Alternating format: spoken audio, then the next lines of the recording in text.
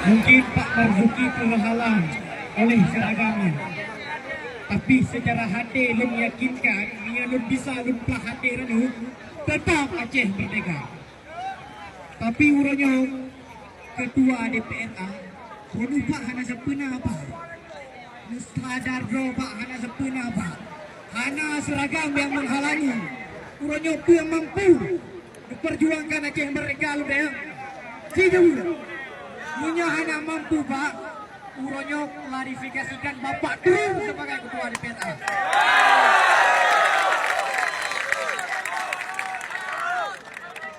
Sebagai penutup, Bapak lun dari UIN Araniri, kampus yang hari ini masih memperjuangkan Aceh merdeka. Kami berpendidikan Bapak, berbicara Aceh merdeka bagi kami bukan berbicara gerakan separatis, tapi hari ini kami berbicara bagaimana Aceh merdeka dari segi sosial, ekonomi, politik. Hari ini Bapak yang pegang politik Aceh, tapi sama sekali tak ada kata damai. Hari ini jika mampu memerdekakan Aceh, jawab mampu. Jika tak mampu klarifikasikan, Bapak turun sebagai ketua DPRA.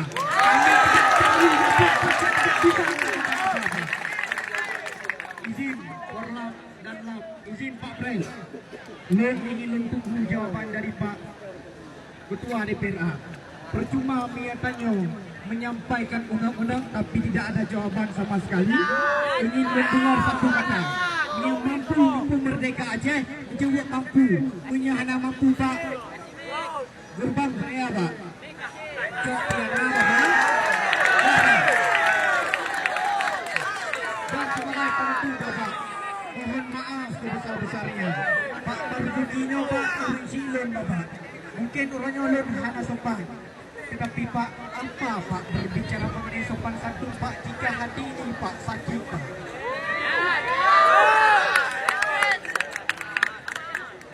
Seharusnya pertanyaan yang tepatnya lu tanya Bapak Marzuki Bapak. Tapi lu mengerti, Bapak terhalangi oleh seragam, dia lu pelah hati tetap Aceh merdeka. Tapi rolnya Bapak kepala ketua DPRA, mana hana berseragam. Dia lu pelah dada yang Pak hana le, Pak Aceh merdeka.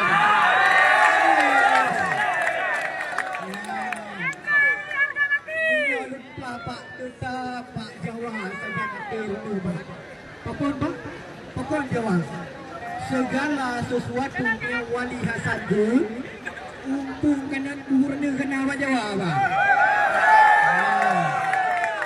Singkat saja, izin pres.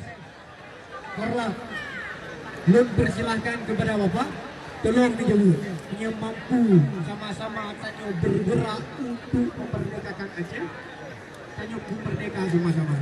Tapi punya hanya mampu Bapak, kamu selaku rakyat Pak hanya mengharap anda sebagai ketua DPRA Pak. Maka orangnya